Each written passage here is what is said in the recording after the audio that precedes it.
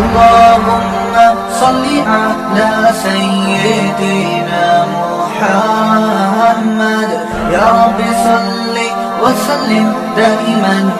Live video کو کبھی بھی مس نہیں کرنا چاہتے ہیں تو سبسکرائب کرنے کے بعد بیل آئیکن پہ کلک کرنا. نحمدہ ونصلی علی رسولہ الکریم اما بعد. محترم سامعین کرام، میرے دینی اسلامی بھائیوں اور میری ماں بہنیں، آج اس مجلس کا ایک عنوان ہے بینک کی ملازمت. بینک کا جو موجودہ بینک ہمارے سامنے ہے، اس کا سارا نظام سود پر چلتا ہے. سود کا لینا، سود کا دینا، یہی کام ہوتا ہے. اور آپ جانتے ہیں کہ سود کا لینا بھی حرام ہے، سود کا دینا بھی حرام ہے. اور جس چیز کا لینا حرام، اس کا دینا بھی حرام ہوتا ہے. ما حرم اخذہ حرم اعطاہ، جس چیز کا لینا حرام، اس کا دینا بھی حرام ہوتا ہے. تو ایسی صورت کے اندر بینک کی ملازمت کرنا بھی ناجائز ہوگا. بینک کی ملازمت کرنا بھی ناجائز ہوگا، اس لیے کہ ملازمت کرنے سے دو باتیں آئے گی. ایک بات تو ہی ہے کہ مزید سودی نظام کو بڑھانا اور اس کو قوت پہنچانا، اس کو مضبوط کرنا اور اس کی تقویت کرنا لازم آئے گا، اور یہ صحیح درست نہیں ہے. اسی طرح سے ناجائز طریقے پر مال کا حاصل کرنا ہوگا، ناجائز طریقے پر مال کو حاصل کر کے کھانا ہوگا. جبکہ آپ جانتے ہیں کہ اس سے قرآن نے منع کیا، یا ایھا الذین آمنوا لا تاکلوا اموالکم بینکم بالباطل. ایمان والو، تم لوگ ایک دوسرے کی مالوں کو ناجائز طریقے پر مت کھاؤ. تو یہ ناجائز طریقے پر کھانا ہوا، ناجائز طریقے پر مال کا حاصل کرنا لازم آیا. اس لیے کہ صرف مال کا حلال ہونا اور ساتھ ساتھ ایک شرط اور بھی ہے حلال طریقے پر حاصل کرنا. یہاں تو حلال طریقے سے مال کو حاصل نہیں کیا جا رہا ہے، اس لیے کہ ملازمت ناجائز ہوئی، وہ کام کرنا ناجائز ہوا، تو اس سے جو آمدنی آئے گی وہ آمدنی بھی ناجائز ہوگی، حرام ہوگی، اور مال خبیث کہلائے گا. اور مال خبیث کا مطلب ہوتا ہے ناپاک مال ہے، اور ناپاک مال کھانا لازم آئے گا. جبکہ ہمارے مذہب نے ناپاک مال کھانے سے منع کیا ہے، بلکہ بار بار قرآن نے زور دیا ہے کہ حلال کھاؤ اور حلال ہی استعمال کرو. اور قرآن نے کہا یا ایھا الذین آمنوا کلوا من طیبات ما رزقناکم.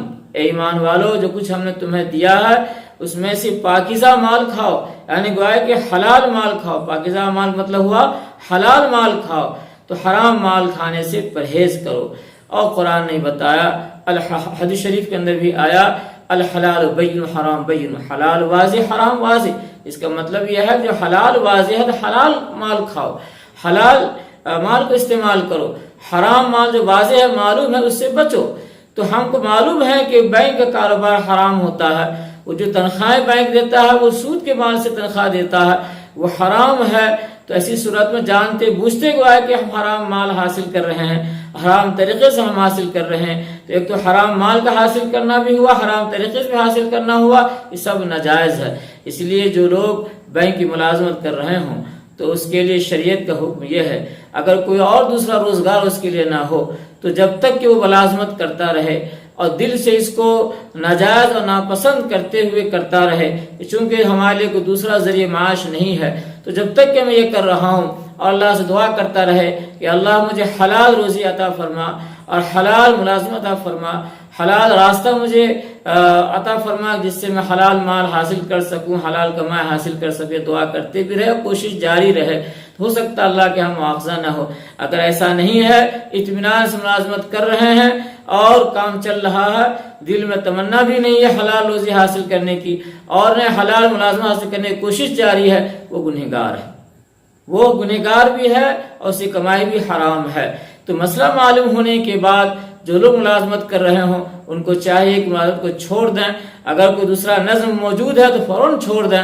اگر دوسرا ذریعہ معاش نہ ہو تو دوسرا ذریعہ معاش حاصل کرنے کی وقت تک جو ہے کرتا رہے، لیکن دل سے اس کو برا سمجھتا رہے. اللہ تعالیٰ سے حلال روزی طلب کرتا رہے، حلال موازنہ طلب کرتا رہے، اللہ سے دعا کرتا رہے کہ اللہ دوسرا نظم فرما دے. اللہ تعالیٰ سے دعا ہے اللہ تعالیٰ ہمیں حلال روزی عطا فرمائے اور حلال روزی کے ذریعے سے ہماری ضرورتوں کو پورا فرما دے.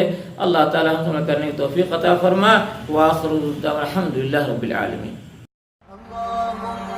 صل على سيدنا محمد يا رب صل وسلم دائما. لائیو ویڈیو کو کبھی بھی مس نہیں کرنا چاہتے ہیں تو سبسکرائب کرنے کے بعد بیل آئیکن پہ کلک کرنا مت بھولیں. جزاک اللہ.